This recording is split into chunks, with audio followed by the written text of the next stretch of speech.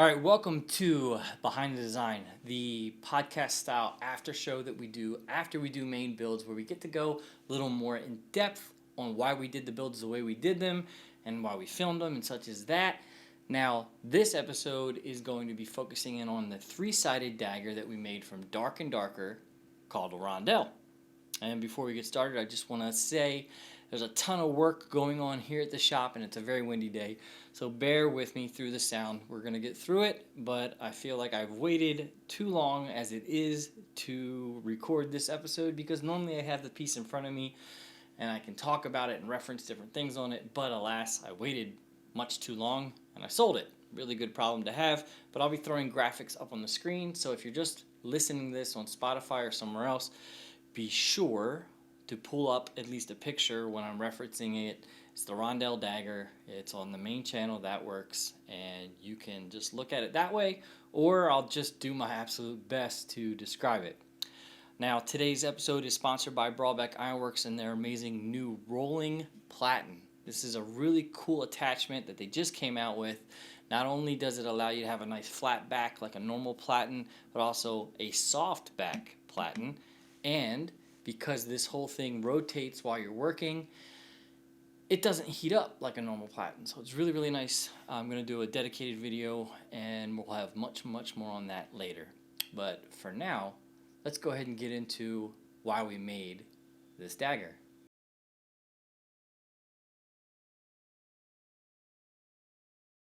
So one thing you guys don't really get when you watch some of our main videos is we don't do a whole lot of talking and give you guys points of reference of time.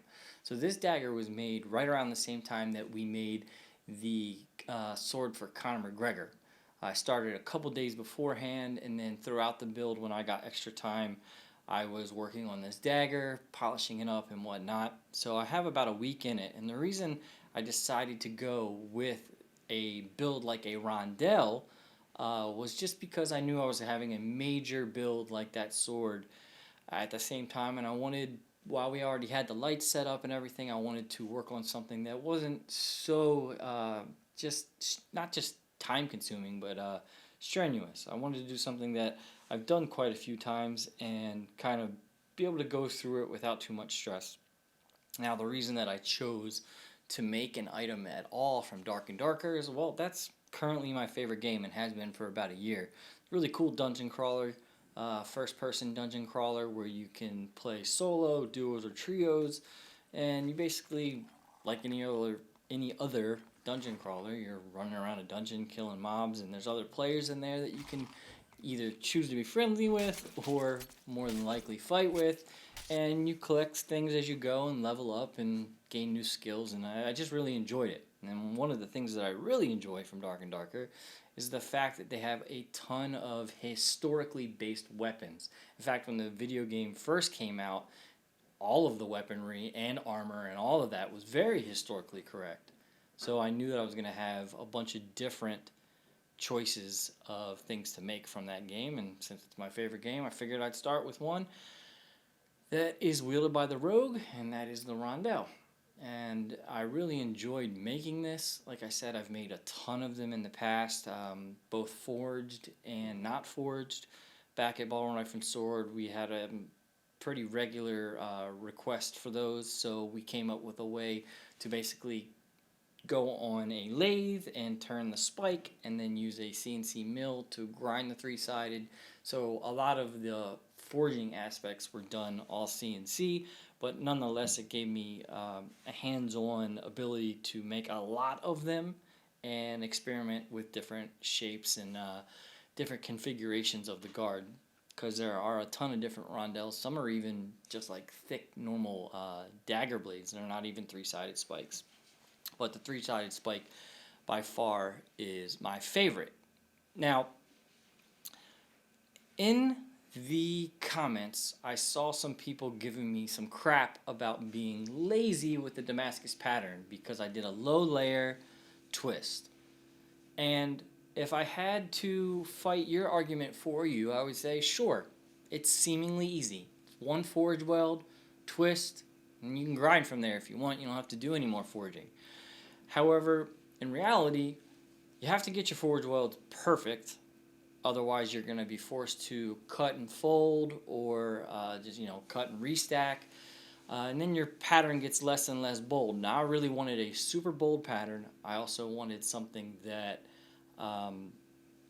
didn't take too much thought. Like I said, I was really focused on making the sword for Conor McGregor. So I wanted something that had a bold look to it, a striking bold look, like that star pattern that we got.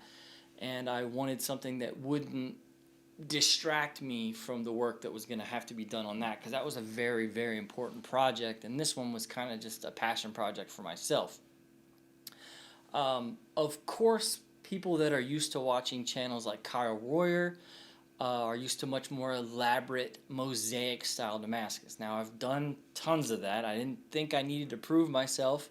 I guess on the channel you haven't seen me do too much mosaic, but I've certainly done it, and throughout the past I've made plenty of mosaics, and perhaps I should have chosen a more elaborate pattern. I thought I was kind of throwing in a little extra thing, considering the Rondel in Dark and Darker. Actually, there's multiple Rondels now. There's different qualities, and as the qualities increase, there's more glitz and glamour details added to them. So it wasn't that way back when the game first came out. All the weapons look the same, but now as the quality of the weapon increases, so does the look of it.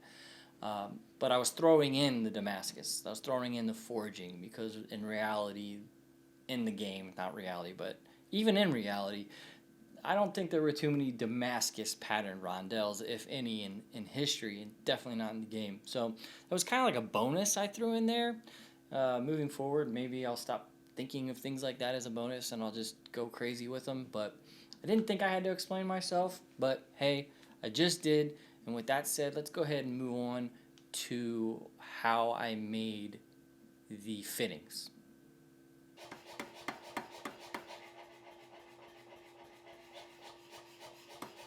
So with this dagger, I knew I wanted to do a sandwich style construction of the guard, or the front facing rondel, if you will. In historical pieces, there's a lot of examples of this done. I don't really know why there's wood in between most of them, but a lot of times it's wood or it's brass or it's some sort of softer metal. And the ones in the game definitely have that sandwich construction, so I really did a deep dive. A lot of Google searching. I have a pretty big library of different historical books from museums and whatnot, so I really looked at a lot of different ones. And one of the things I really liked was the really aggressive kind of gothic scoops on the plates, as well as the roping. Now, roping is basically where you either file or chisel in slanted lines in different patterns, and you create a piece that looks like it's rope, like braided or twisted rope. That's why it's called roping. So I knew I wanted to incorporate the sandwiched aspect of that front rondel. I knew I wanted some gothic scoopy shapes, and I knew I wanted the roping. Because the one in the game that I saw the most has a wood, at least it looks like wood sandwich piece, I decided to do that. I think I used a piece of mahogany for that. It's just because I had it around. It's a nice dark wood and you can file it quite easily. So I chose to forge the initial rondel disc from a piece of round stock. It was probably like 1.5 inch round, and I just upset it down into the shape, and then you see me use a top tool pressing in what would later become those like hollow facets. Once again, I could have just started from a 1/4 inch or a 3/16 piece of plate and just ground them pretty quickly. I've done that kind of work many times, but I saw it was much cooler to show how you could forge it pretty fast. A lot of blacksmiths that are really well known and do awesome work, like Ben Snore from Horny Toad Forge. He does like washers and stuff when he does a piece of equipment like restores a vise or something. He'll make his washer almost exactly like that, so it has like a really nice flower-like forging to it. So I kind of wanted to just do that, and to be honest, I don't get to forge different shapes a lot. I'm always expected to do all the shaping on a grinder, so I thought that was really fun. So after that, after the forging, I just went to the grinder, basically cleaned up the lines I had there, decided instead of having it be like hexagon flat sides on the outside, the perimeter, I wanted them to be kind of scoopy to be a little more gothic-like. So I did that, and then once I had that basic pattern, I laid them out onto the wood, cut a piece of wood that would work for that, drilled a hole. Now, one thing through the whole construction that you'll notice is that I was either punching or drilling holes, and then I was either filing or drifting those round holes into square. And I don't think I had too many questions on that. I honestly thought I would, but that's because the tang was square, not round, at least up where those fit, so that they would index. If the whole thing was round with round holes, those discs would spin freely all the time, and since we're making a sandwich piece where all those three pieces had to fit perfectly together, I wanted a way to index them without drilling pins through them. So the way you do that is you have a square tang, so nothing can... Sure, they're not perfectly tight and they can jiggle a little, but they're not going to fully rotate and get out of line like a Rubik's Cube. So anyway, did those holes, made them square. The bottom plate is just basically the outside outline of the top plate. I didn't worry about putting scoops in that because your hand kind of covers it mostly. But for the pommel, I don't know if I've ever made a rondel that has a pommel per se. I usually always do the almost matching discs on the top and the bottom, kind of like a timepiece, if you will. But in the game, I saw a lot of those versions had pommels, and when I started looking into historical pieces, a lot of those kind of had pommels too. Now this is a rather large one. I wanted to make it seemingly like a crown. I do the roping around the bottom, which I did. It's really cool.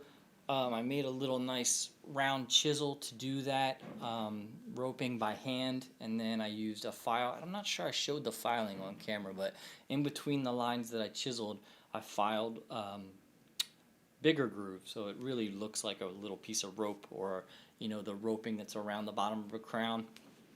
I did that.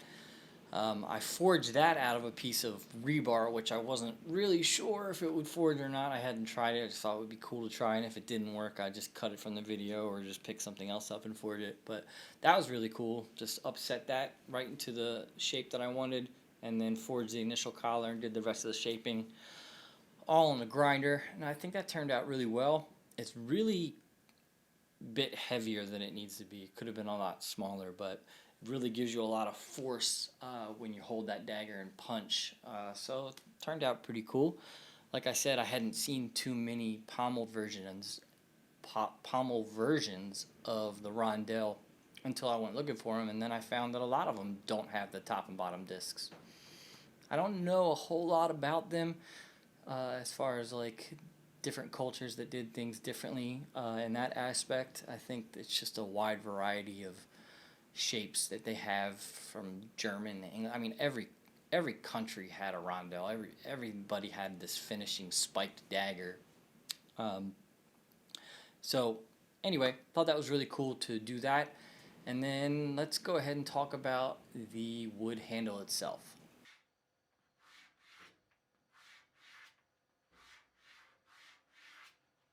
I really like doing spiral fluted handles. It's one of those things that I've done a lot, mostly on the grinder. Did tons of them back at Baltimore Knife and Sword on all kinds of different weaponry, from swords to daggers. Not too many rondels, but a couple. But I knew I wanted to do a spiral fluted. Now, a lot of times these days, people call fluting, kind of call it the wrong thing, if you will. So if you just do hollows all the way up your handle, that's not really a flute. That's more of a hollow facet. A flute is actually the opposite way. So you're carving in between and those humps are coming out. It's a minor detail, but it's kind of bothered me when people mistag or mislabel the fluting and the faceting, because hollow faceting is different. So anyway, I like doing spiral flutes, and I wanted to kind of show how you can do them not on the grinder, because not everybody's going to have access to narrow wheels like this like I do. By the way, Broadbeck is going to be coming out with a whole line of these exclusive through Broadbeck with my name on them. We've designed them, and they're going to be coming out later this year, and I'll be sure to let everyone know when they do. But anyway, I wanted to show how you can do it by hand, all using files. I start with a very drastic V-shaped file in my grooves after I draw it on with a pencil, file in those grooves, and you basically just keep filing them in until they meet, until you kind of have like square-topped flutes. And then you use other files and file them over until they're roundy round. And then I like to just use a couple stages of aggressive sanding sponges to get everything nice and smooth. And there's some other finishing details from there. Now, my initial plan was in the grooves of those spirals. You take a hacksaw or a saw of some sort, and you saw in lines, and then you can inlay twisted wire in between each flute. And that was my initial plan, because that's kind of like one of those things you see on a lot of fluted handles, and it adds some pretty cool detail. However, when I did that deep dive on Rondels, I didn't notice, I don't think I noticed a single one that had that. Now, later period, like rapiers and small swords almost all have that kind of thing, but I guess the earlier period daggers, they didn't have them. It is possible that that wire becomes brittle or breaks, and a lot of the museum pieces that we have left over from that time period just have lost the wire. But I didn't even notice the grooves that would have been in between the flutes where the wire would have lived. So I don't think many, if any, of these daggers had that fluting. I'm pretty sure some historians could come in and tell me that I'm wrong on that, but I just didn't notice any, so I decided to leave it out. After I dyed that handle with a little bit of brown leather dye to give it a more aged look, the maple grain in it popped so beautifully. I'm kind of glad I didn't, because it would have just distracted from how beautiful that wood is. I love tiger striped maple.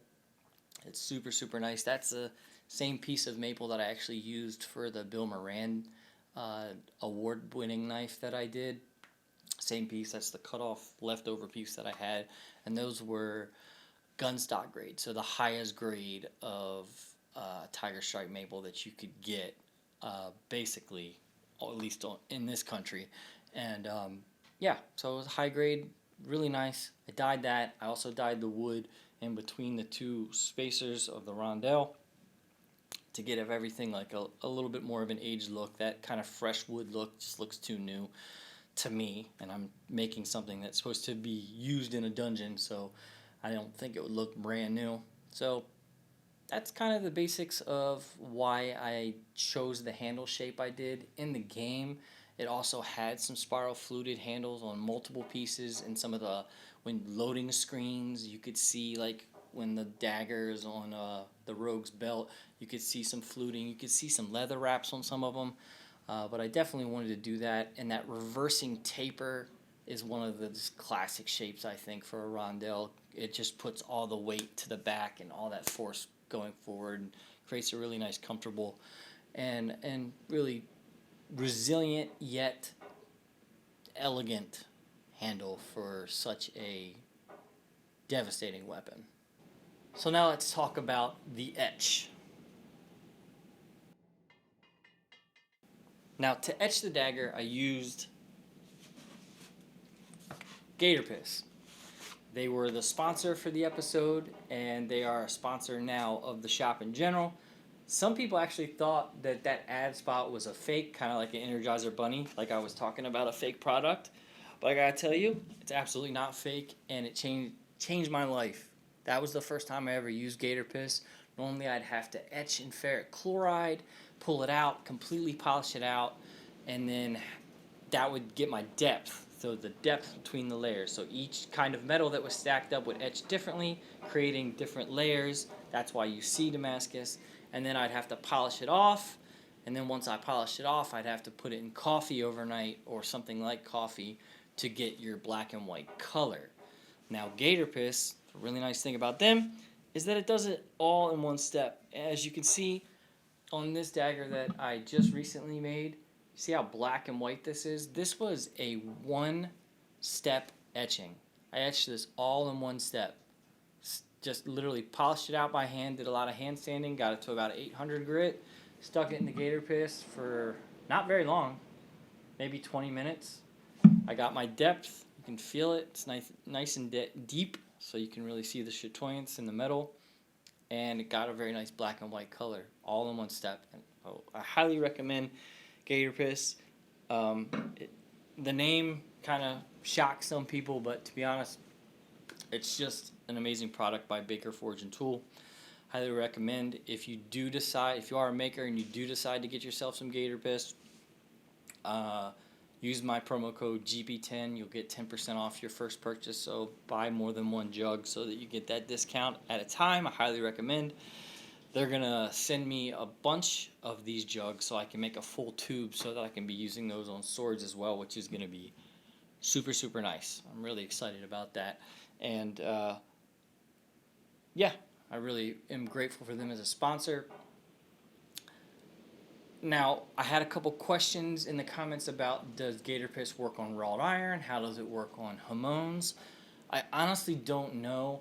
I did a little bit of testing with some wrought iron, and it definitely etched the depth, but I didn't notice much of a color difference between that and ferric chloride.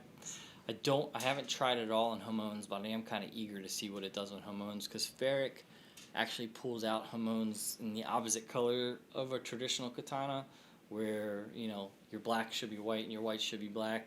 It does the opposite in ferric. So I'm really kind of eager to find out what GatorPist does to Hamones, so I will update you on that as soon as I know. Alright, let's go ahead and get to a little final chapter and a conclusion.